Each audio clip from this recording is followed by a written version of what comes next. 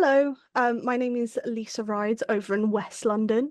I am just one of a bigger Bees United team bringing you this AGM webinar and special interview tonight. I hope you all enjoy. Before we get going, here's a few housekeeping points to help you. Closed captioning is available should you need it. You will find it in the Zoom minibar at the bottom of your screen. If you wish to raise a question, and we do hope that you do, the Q&A button is on the same place at the bottom of your Zoom screen, which will lead you to an area where you can type in your question. Only you and the panel will be able to see it. Thank you very much all for joining us this evening. I'll now hand you over with pleasure to the Bees United Chair, Stuart Hatcher. Stuart, over to you. Thank you, Lisa, and good evening to everyone who's joined our formal AGM. I know there's a lot of engagement and chat and emails and conversations throughout the year with all of our members, but this is our sort of formal annual general meeting where we conduct our formal business that we are required to do, and also take an opportunity to run through certain matters, propose some resolutions, look forward to next year. But of course, the event that hopefully all of you have really come for is to actually listen to what we are going to ask and talk to Stephen Torpey about. We are sort of very thankful to Chris Wickham and the club for facilitating Stephen's availability, and of course to Stephen as well. So you'll be hearing from Stephen sort of hopefully sooner rather than later. We'll try and rattle through sort of most of the agenda. These are obviously rough times that you are seeing on the screen. We don't need to keep to those, particularly if we take longer for some, hopefully be shorter for others. But in an ideal world, we'll be getting to Stephen sooner than 7:15 and getting as many questions in as we can already. And thank you to all members who've already sent so many questions in. And there'll also be the opportunity to ask questions in the live chat. No one will be able to actually speak to them, but you'll be able to type it in. And if we have time, we will try and put some of those to Stephen. So with that in mind, so the agenda is listed out on your screen. I'm not going to propose to read it through, but you have a rough idea of the running times. So if there's any part that you don't like the look of, you're not particularly interested in, that will be the time for your comfort breaks and tea. But to say, make sure you don't leave it too late or you will miss Stephen. In respect to the minutes, we usually reference the minutes from last year. They're obviously available on the Bees United website. So I'd encourage anyone who hasn't read those already just to check and refresh themselves if they wish to, but they have been approved by the Bees United board and will take them as read. With that in mind, I will probably just run through a few things that I'd like to just get across to members. Obviously, many of you will have probably read the report and accounts, no doubt, but for those that haven't, so I'd just really like to pick out a few pieces and just raise some points in this address. Obviously, I made my debut last year with my first report as chair of Bees United, so now face I think second season syndrome in having to report once again. Although I think all Brentford fans would sort of scoff at the idea there is such a thing as second season syndrome, and I think we are proving as a club that there is clearly no such thing in the way that we are going. My first and most important job is, of course, to thank all the BU board members throughout the year. And of course, additionally, all those who have helped, irrespective of whether on the board, but all those volunteers and all those people who've given their time to Bees United events. I will call out probably some and name some throughout my short address. But for those that I don't specifically mention, I would say you do know who you are, and hopefully we have said thank you in person throughout the year, but I'd also just like to say thank you. It is all volunteers, it is all unpaid, and everyone does give up their time willingly for Bees United, and it is very much appreciated. So if you have been doing so, please continue to do so. And for any members who haven't yet been involved in anything, as and when you see events that we are sort of discussing or putting out on social media, and you think you want to get involved or can help out or have ideas for other events or things that you want to volunteer for, please do contact us. So we're always looking for sort of additional support and help on a number of matters. So thank you to all BU board members throughout the year, and thank you to all the volunteers. That probably takes me to membership. And so I always try and go back to those first principles of a reminder that Bees United is a members organisation. we only exist because of the members. All of you come together. You are sort of part of Bees United. There is the board that sort of does the day-to-day moving forward and focus on vision and strategy. But first and foremost, it's a members' organisation, and we are grateful for everything that members do in whatever capacity and in whatever engagements they're with us, including turning up tonight to participate in the resolutions and the votes. So that is very much appreciated. And then I think the other key thing that I always want to go back to is this question of, well, why should members care, or why should any of our fans care about Bees United? And I think if we look back in the past 20 years since, I think it's almost 20 years since Bees United actually bought the club and saved it. And there'll be many new fans who probably don't remember those times, but for those of us who were around at that time, they were dark days, and seeing all of the fan community come together to initially create Bees United, to then do the fundraising and acquire the club was so powerful. And while we are currently in a position, thankfully, hopefully, as a Premier League club that looks relatively established, and we may not need the fans to rally around like that, it's really important to remember that is that community that came together. I think it's fair to say that generally the view is that we're a club that is the envy of the rest of the football world. It's always nice to see all the pundits' commentary and everyone talking about what a well-run club we are. But I think, if I may sort of blow the trumpet for Bees United for a little bit, I think that is very much down to the historical relationship with BU, the fans, and the club. And it's probably a reminder that we do remain the sole Premier League football club with a supporter director on the board. And when I speak to fellow supporter trusts chairs who are struggling to get any form of engagement from their owners, I think they look very, very enviously on the very much open dialogue and the access and engagement that we have. And so long may that continue. We also, as Bees United, we have specific veto rights and rights that protect the club from the sale of the stadium. And again, while that may not be as important at present, that was obviously a crucial factor sort of 20 years ago, that the club was not going to go out of existence, and so that remains very, very important. And of course, we do, as you've seen in the accounts, still have about £500,000 that has actually been lent to the club interest-free. And we as a board have decided that it remains the right thing to do to keep that money in the club, to keep that sort of symbolic financial connection between the clubs and the fans, just as a reminder. And while many fans or commentators might say, well, £500,000 is but a drop in the ocean for the club in the Premier League, that is very, very important, I think, personally, that it reminds everybody of where we have come from.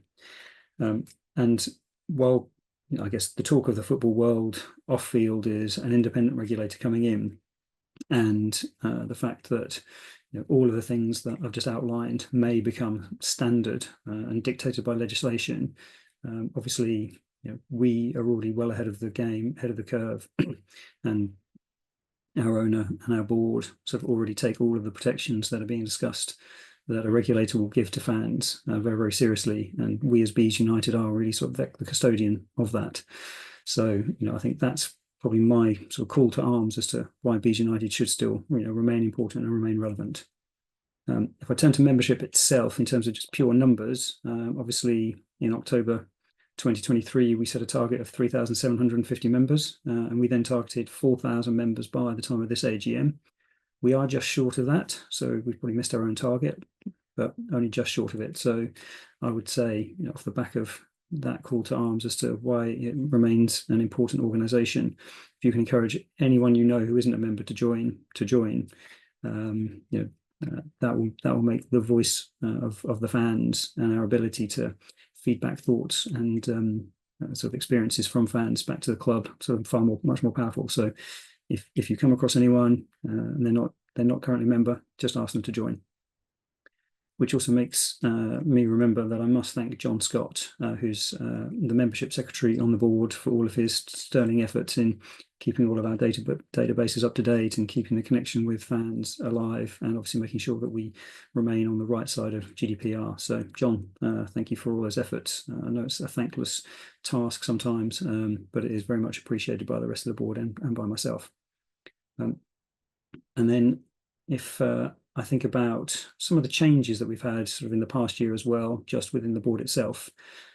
You will hopefully remember the last AGM, we confirmed the election of Graham Hancock. So Graham had been co-opted in that prior year to help pick up the task of the treasurer role. We'd lost sort of the stalwart Jim Walsh. And Jim, if you're listening, I hope all is well. I'd say I want to pass thanks to Jim and to Graham for the manner in which they transitioned from Jim sort of leaving the board and his role as treasurer onto Graham. And particularly thanks to Graham for getting the accounts done in a sort of efficient manner and sort of carrying on that mantle of the treasurer role this year, which again is crucial to us in terms of our governance and making sure that we are financially resilient and stable. In terms of other changes, we also co-opted Jonathan Birchall onto the BU board this year. Many of you will know Jonathan if you're following his social media trends or you listen to the Besotted podcast and hear his facts and his funk on a regular basis. And we decided to co-opt Jonathan because we had identified a specific skill set in respect of heritage, which is one of the key pillars that we have within Bees United, to promote and protect the history and heritage of the club.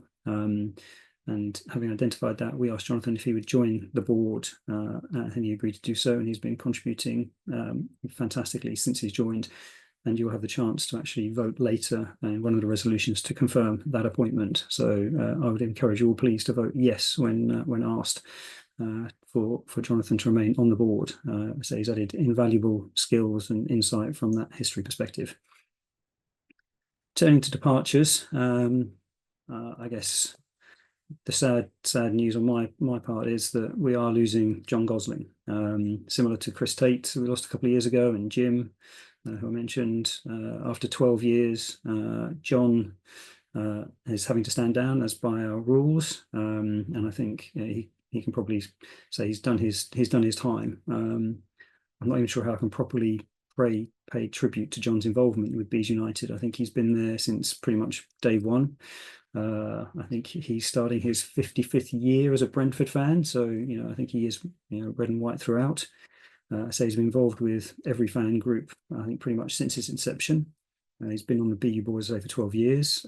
He actually served as the supporter director on the club's board between 2006 and 2009, and even managed to get himself into a pre-season squad photo. But the only thing he didn't do was actually get on the grass, I think, but probably not through lack of trying or cajoling the manager. And I think some of you might say in that era, he would probably not have done a worse job than some of the players that we'd seen through that time. But in all seriousness, John has been absolutely fantastic as the conscience of the fan, and is probably a leading voice in never shying away from asking a difficult question or making sure that we remain honest to our values and always challenge ourselves. And his contributions always improve any debate that we have about procedures, processes, protocols. So it's with sad sort of thoughts in mind that we lose a true fan who's a dedicated proponent of supporters' rights and of doing the right thing and of asking the right questions of ourselves and holding himself to that standard as well. So, John, I say thank you, and you'll be missed on the board,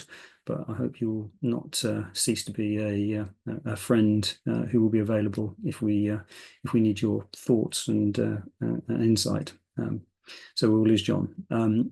We will also be probably expanding some more news about changes to the board. We have 3 other board members who have indicated they wish to stand down for various reasons. And so I would also thank Fran, who's sort of been a stalwart of the international side and the Irish Bees, and Keith McInnes, who has been invaluable with his insight in terms of heritage and collections and collectability, and also sharing his own sort of collection at times and his input into some of the matters in the archive. And finally to Jeff Dent as well, who has thrown himself into every single task and opportunity he can to get involved in things that the board have done and which Bees United have been involved in the community. So I would say Fran, Keith and Jeff, you have served well.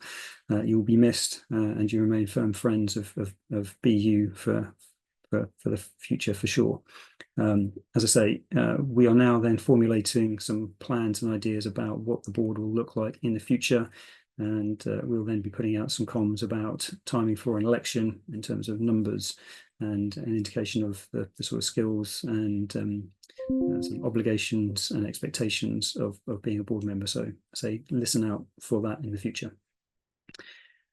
And then if I think about additionally some of the things that we have been doing, having spoken about all of these great things, obviously the fan advisory board has now completed its first half dozen meetings or so. And while this has been effectively forced upon clubs by the Premier League, and we are probably the only club in the Premier League that didn't technically need one, as we have a fan on the board, I think it has been another excellent forum that the club has for raising discussion and working through issues. And we jointly chair that with Bias, and I think that's been a great indication of how both organisations can work together. So I say the FAB, I would encourage everyone to look at the minutes that the club published, just so you can have an idea of what is being discussed and the sort of topics of conversation that we will share between executives from the club and the fans to try and get an optimal output for anything we're talking about. And that includes contributing to working groups ranging from ticketing to away travel, and also being involved in matters that the Football Supporters Association are involved with as well. So board members at BU level are involved in all of those things. And I say in future, we would also welcome fans if they wish to put themselves forward, have their specific interests, skill sets to continue to contribute to working groups, or to put themselves forward to assist with any events that BU have in the pipeline that you read about. Please do put your hands up. We are never ever short of the need for bodies and volunteers. So the more that you want to get involved, we'll be delighted to hear from you. Hopefully all of you will be receiving our monthly newsletter and haven't accidentally unsubscribed from it, and that continues to be the core of our communications with members. In addition to that, we ran a member survey last year, so we had 800 responses, and that was invaluable in giving us insight on a number of topics and how you, the fans, were feeling. And I think if I give a particular sort of example around pricing of tickets, that was absolutely crucial in the sense of the noise and the mood music in the rest of the clubs and the rest of football about pricing. And we were able to gauge the temperature of fans who were saying, it's a bit disappointing it's gone up, but we understand it and we think it's fair overall. So, it's really helped us to then feed back and have conversations with the club and gauge the mood of our supporters on that in particular, but on many, many other topics. And so you can expect to hear more about a possible new survey as well. I think having seen the success of this one, we're looking at maybe running another one so that we can continue to engage with you and really get your perspectives on what you think about the club. And in that context of comms and events, I would like to specifically call out and thank Colleen Wong for continuing to lead on our social media presence. That continues to be a ever developing presence and program, and I say Colleen sort of is managing that and hopefully reaching as broader audience as possible, and you are hopefully seeing interesting material that is relevant to you. I said earlier, of course, that one of the key things that Bees United now has its focus, given where we are as a club and from its history, is the history and heritage, and I say to promote and protect the history and heritage of the club. We are now officially the owners of the club's memorabilia and archive. That was transferred over to us last year, and we have taken on the mantle of continuing to work to organise, catalogue, repair, conserve, and identify all the items that we've taken ownership of. On that note, I would also please say that the shop is not closed. Donations are accepted. We've had some wonderful donations, some fascinating sort of items have come to light. So if you do have things, or you do have collections, or you do know fans who have interesting memorabilia that they don't know what to do with, reach out to us, and we're always happy to look at those, see what it is, and see if we can either give people some insight on what they have, or actually take some things. We're not quite Antiques Roadshow in terms of valuing or looking at other things, but donations of collections we're always interested in. We don't want the archive to now sort of just be closed or stopped. It will continue to evolve.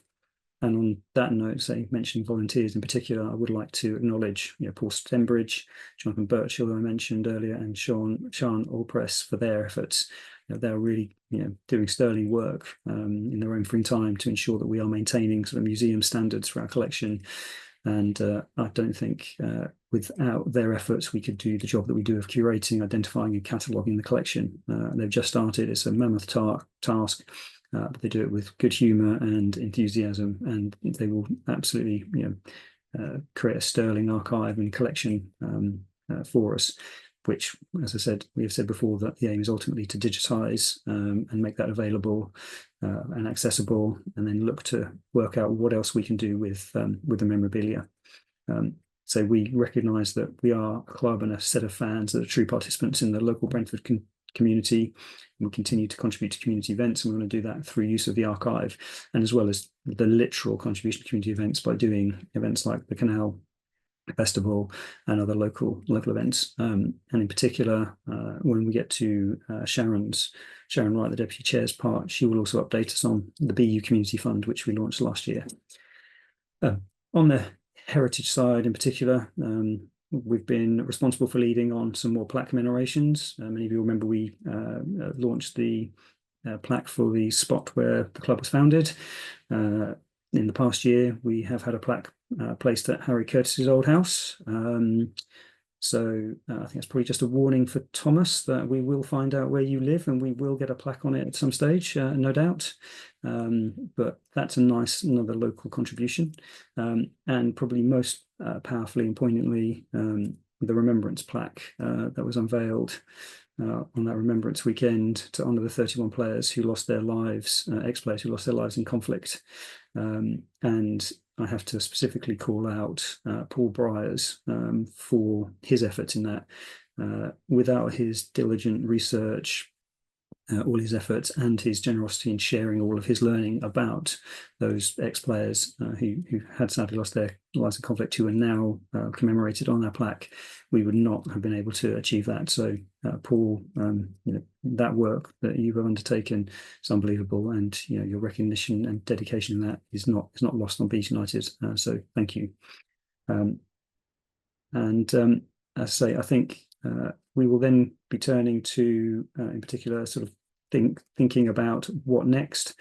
And I say we are always thinking about what else can we do with heritage. And so if people have ideas, then please do reach out to us.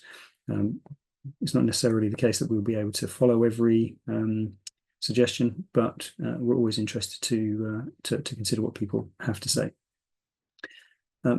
If I then turn to a short period on finance, obviously the financial position of Bees United is possible because of the donations which our members make, and I thank everybody who does continue to do those.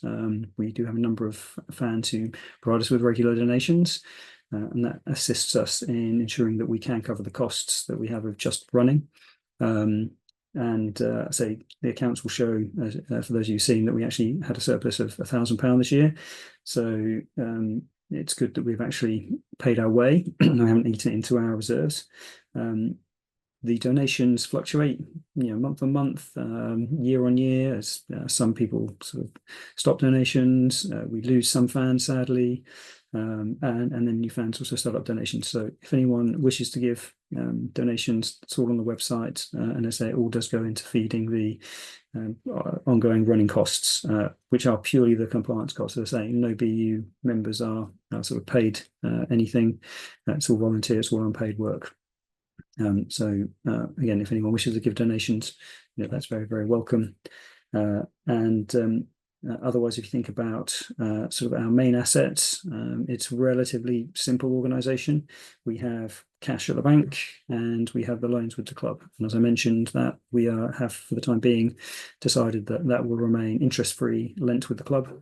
And so that will remain as it is. In the cash itself, we implemented in the past year a fixed interest strategy.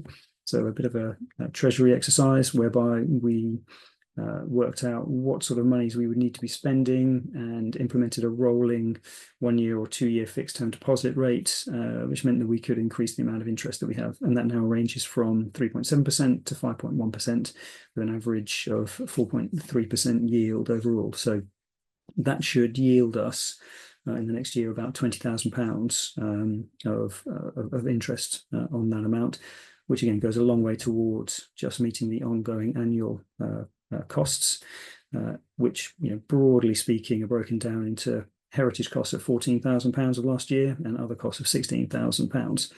The heritage costs may well continue as we have further plans. There's obviously storage costs, there's repair and conservation, as I've said. So all of the donations added into also the interest that we receive, hopefully means that we are covering our costs and then aiming to not eat into that capital that we have. The final point I'd make about the cash is obviously we have spread that across the banks, so we've reduced sort of bank failure risk. So we have no more than £85,000 with any institution. So we are sort of taking seriously, maximising what we have and also protecting the funds that we have. So that is an important role, and I'd thank Graham for doing everything that he has done to implement that Treasury plan. I'm conscious of time, and that's probably taken longer than I might have thought, but I just wanted to maybe finish reflecting back on John Gosling and his time, and in particular an article that he wrote that was back in the 2009 season, where he had said that season was the start of the club's rise to better things, and who knows where it may lead us next. I think John probably had no idea where it would lead us to, and that it would be where we are today as a club. But I think it's a great question to probably ask ourselves always, particularly from where we are now, as to what's going to be next and where is it going to lead us next. And we try to, I guess, move to the next stage as Brentford. We remain that sort of humble but confident and bus stop in Hounslow, but where may we go next with ambitions for progressing? And hopefully Stephen will give us a little bit of an idea of that in terms of what he's doing for those next generations for the academy. And so on that note, so I would like to finish by saying thank you, John. You will be missed, and sort of move over to Sharon for resolutions.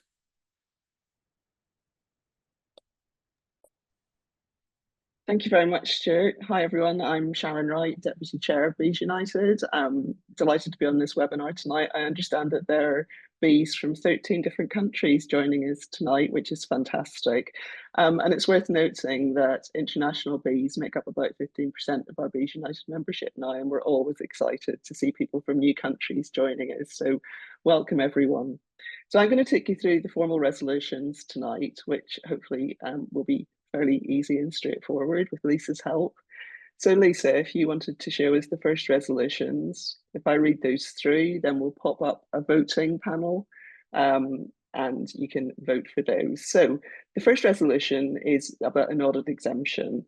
Under the provisions of the Cooperative and Community Benefit Societies Act of 2014, that an audit shall not be required for the current financial year accounts ending 30th of June 2025, hereby electing to disapply Section 83 of the Act. Accounts to be adopted, the Society's accounts this year, and subscriptions, that there will be no membership subscriptions for the forthcoming financial year 2025-26. So Lisa, if you were to pop up the voting panel for us, and everyone on the call gets a chance to either say yes, no, or abstain from each of the three resolutions. You may just need to scroll down if you can see all three questions, so you can see all three questions on your panels, but please go ahead and vote when you're ready.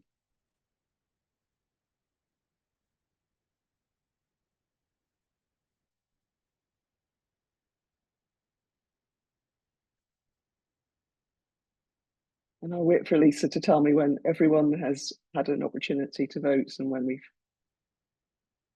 got to a point that we're happy everyone's had a chance.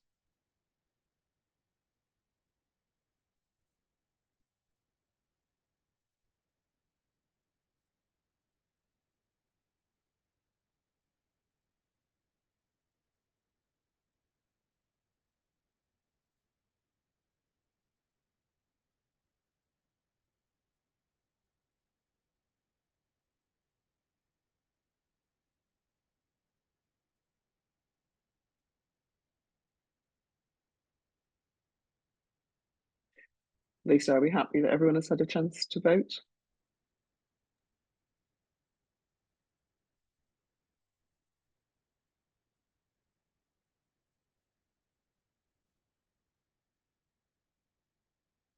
If we could pop up the results when we have them. Thank you very much, everyone. So resolution, the audit exemption, resolution 1 is approved. The accounts to be adopted, resolution is approved. And the fact that there are no subscriptions for the forthcoming financial year is approved. Thank you, Lisa. So the next set of resolutions, this is the last set. If we could pop those up. So 3 board members are up for re-election this year. That's Stuart Hatcher, myself, and Colleen Wong. And as Stuart says, there's a resolution to elect Jonathan Birchall as a board member this year. So we're going to put those 4 resolutions up as well and give you a chance to vote yes, no, or abstain to those. Again, you'll just need to scroll down through the panel if you can't see all 4 questions at once.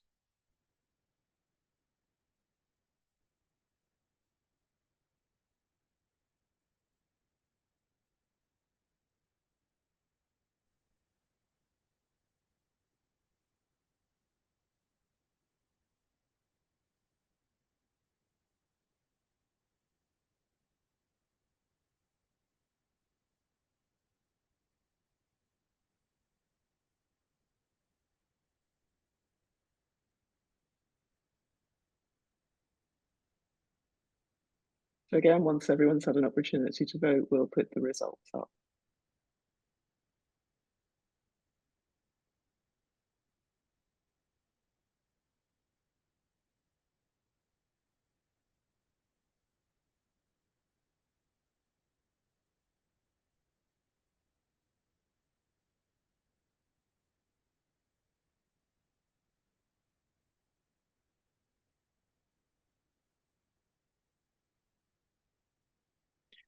Thank you, Lisa.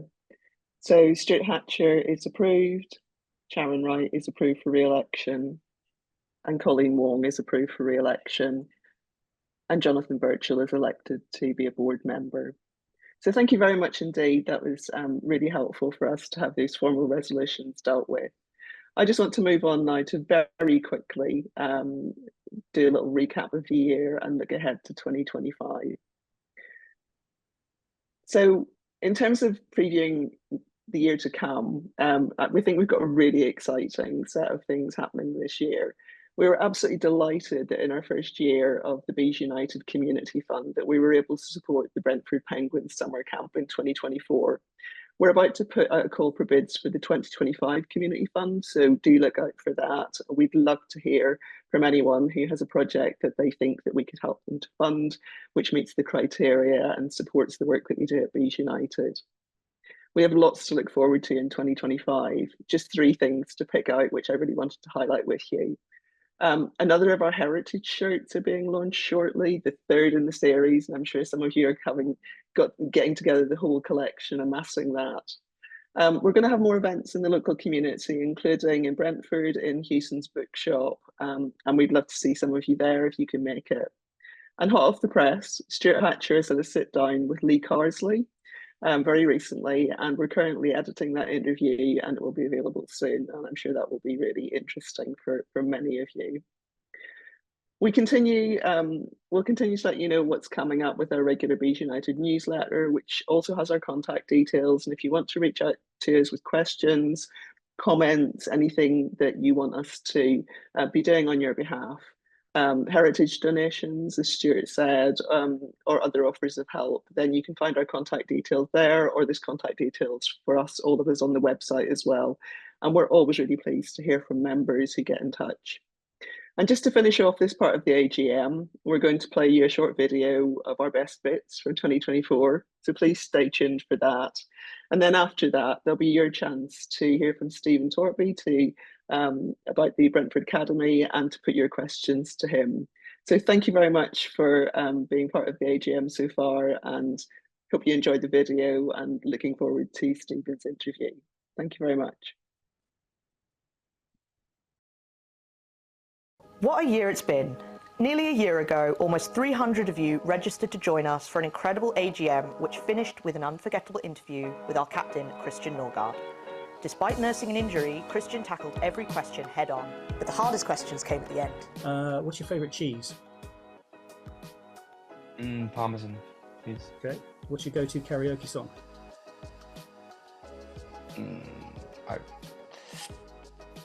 I Will Always Love You. Okay. And Barbie or Oppenheimer? Oppenheimer. I haven't watched Barbie. Never will. And then just to wrap up, we've got one final one from member Victor Bolter. No question, just keep the team united in close touch with the crowd. We all love you. Really appreciate it. Thank you for having me on.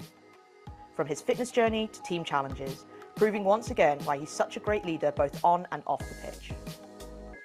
Your voices matter more than ever. A staggering 800 of you shared your thoughts in our annual survey right after the season ticket prices announcement. And we'll be conducting a survey to hear from you again, although this year season ticket prices are unchanged. However, just as important was when Colleen snuck into Jersey Road to teach our first team how to bake. While Christopher Ayer couldn't resist perfecting his chocolate chip cookies, Zanka shocked everyone with his impressive culinary knowledge. Who knew we had such talented foodies in the squad? Since May 2022, we've been on an incredible journey through Brentford's rich history, recording and describing every object in the archive. We even discovered the famous loving cup from King George VI's 1937 coronation, a gift to every First Division team at the time. Opening the box to find it in pieces was heartbreaking, but we weren't giving up. After some expert restoration work, this magnificent piece of our heritage is back to its former glory. That's what curating the archive is all about. Speaking of history coming alive, our retro shirt collection has been absolutely phenomenal. At the end of 2023, we launched our first heritage shirt for our GTEC commemoration event. It's our first ever kit from the early 1890s. Soon after, we launched a second striped shirt recalling the late 1890s. Brentford had used a special innovative process that could stitch stripes, and here it is modelled by the lovely Jonathan Birchall, author of A Pub on Each Corner. Here's a sneak preview of our third shirt, which is coming soon. Inspired by the Rothschild family colours, who owned and were living in Gunnersbury Park then. It links to the period from the 1900s when we arrived at Griffin Park in 1904, right through to just after World War I. Just after that, we wore white for a few years before adopting our famous red and white stripes in 1925, a century ago now, and there's more on that to come. If you haven't seen one of our stunning plaques yet, you should pop down before a match. Here is our plaque commemorating the foundation of Brentford FC just by 1/8. Being unveiled in November 2023. We then created a tribute to commemorate our greatest manager, the legendary Harry Curtis, at his lovely residence in Ealing. Most recently, we unveiled our third plaque on the 9th of November, honouring our 31 fallen heroes in an emotional ceremony, but more on that later. Launched last year, our community fund has been spreading joy everywhere. We were proudly one of the main sponsors for the Penguins 2 summer camps last year, and we also donated to the Music Museum's appeal to help them stay alive. Now we're buzzing to hear your brilliant ideas for this year's project, so please let us know your thoughts as soon as possible. As the season approached, our competition to win Christian Norgard's match-worn shirt was on fire. Mastermind finalist and West Stand regular Helen Lipple set some real brain teasers in the quiz, with Patrick emerging victorious after a nail-biting tiebreaker. Congratulations again to him on that fantastic victory. Summer went on, and of course our season had begun, bringing with it that run of home matches. In the meantime, Sharon and the incredible Sustainabees team created something truly magical, the stunning community and remembrance garden that's already becoming a beloved local landmark. November brought our most important event of the year. Outside the West Stand, a huge crowd gathered to commemorate the memory of the 31 players we lost in conflict. Stuart Hatcher and Cliff Crown unveiled our remembrance plaque as wreaths were laid, including one by Josh De Silva for all our teams. We fell silent as buglers sounded the last post, a powerful tribute to our fallen players. Age shall not weary them, nor the years condemn. At the going down of the sun and in the morning, we will remember them.